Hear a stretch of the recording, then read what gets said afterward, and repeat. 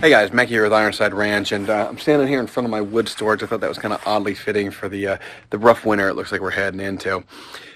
Sky News recently put out an article on basically what it is abortions of pigs that are happening because the farmers have no place to slaughter the offspring, so they can raise these pigs out, but then they just have to hold the pigs or kill them or put all their money into them, and they're not making anything off of it, and so they're aborting the fetuses either before they're born or they're killing them right after they're born. So it's becoming a big issue for these farmers because there's a 25% shutdown apparently across the nation on these processors, and I'll post the article below so y'all can see the details of it, and if I'm getting anything wrong, somebody post it in the comments. But bottom line is that it looks like we're heading for more shortages, specifically this time of pork rather than beef, and that this pork shortage is coming, and that it's looking like we're going to be in for a little bit of a rough winter, guys.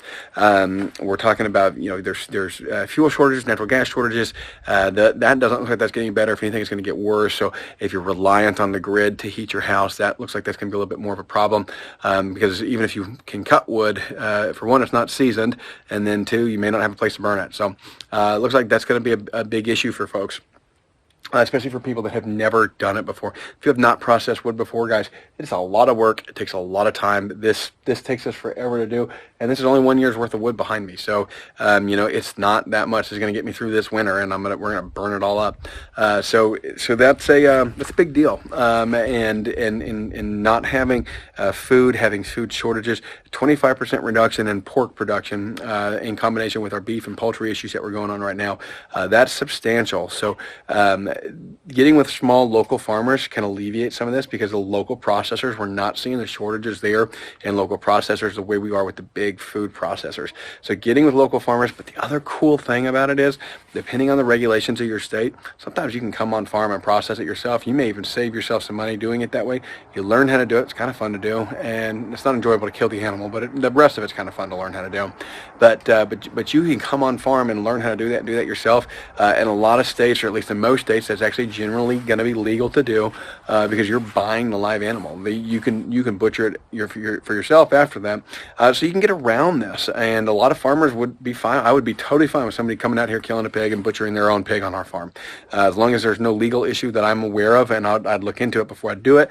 But I have no issue with somebody doing that, hanging it from a tree, gutting it, scraping it, and keeping a lot of the good nutrients on my farm, right? They're going to kick, because all the offal is going to stay here and actually go right back into my soil and my compost. So most of us farmers would not have a problem with somebody doing that. So those are some options, especially guys that are local producers like us. This is what we do. You're going to be able to get food from people like us. You're not going to be able to get food from places like the Walmarts and the Krogers and stuff like that. They're going to be the ones that are hurting with this, with these food shortages. So if you have not stocked up on a little bit of food, wouldn't be a bad idea to do so. If you haven't filled your freezer, we're still taking orders for next year's beef and pork production. And so if you guys need some in your local here, we'd love to help you out. But either way, get on somebody's list and get your food lined up, because this is just getting harder and harder to do. So thanks again for watching, guys. We really appreciate it. Make sure and like, subscribe to the channel if you haven't already done so.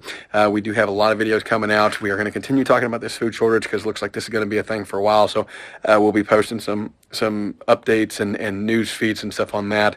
Also going to be talking about the fuel shortages, because that's going to affect all of us and affect especially this industry.